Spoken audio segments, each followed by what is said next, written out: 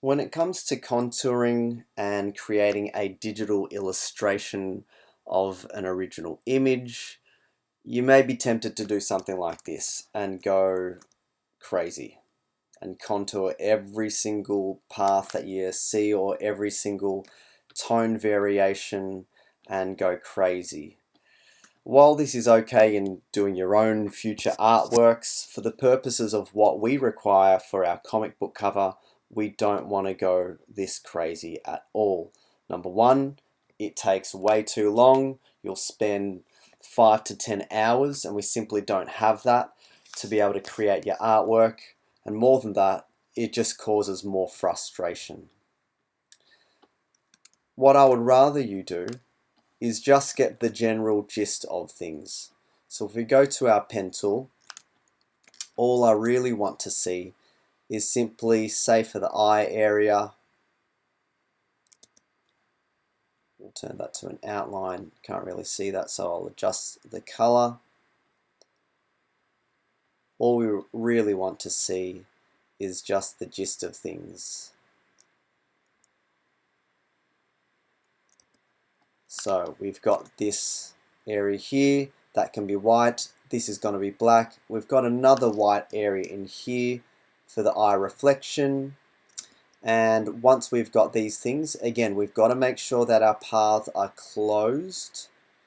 We can select our object, we go to the eyedropper tool and we can click the background color and it gives us the color there. Now you'll notice that we've lost our little circle or the drawn eyeball. So, well, it's not really the eyeball, it's the colored bit. So you can go to arrange and send that to back or send it backwards. Now, because we can't see the color now, we've got to change this from a fill to a stroke, so we can click that. We can click this over here, click on our eyedropper tool, and again turn that around, click on this, go to our eyedropper tool and do that. Now what we've got to do is go back and change that and then change that. That's one way of doing it. I'll show you another way. It's exactly the same way, but we've got to think about it in terms of our order.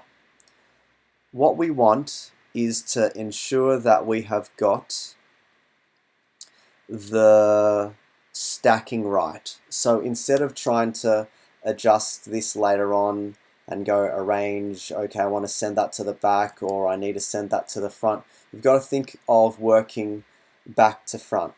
So what you want to do is work from the largest area into the smallest area. So again, we'll just turn that around. So that's our largest area. That's going to be right at the back. Then I'm going to work on an area that's a little bit smaller, and then I'm going to work on the smallest area. Now, the reason being, it's going to be easier for me to select a smaller area and then go to the larger area and then select the color and then go to the largest area and then select the color. And I didn't even have to muck around with the arrangement of things. So work from your largest area through to your smallest area. In another tutorial, I'll show you what it is to make sure that we can actually cut areas without having to try and contour it so neatly.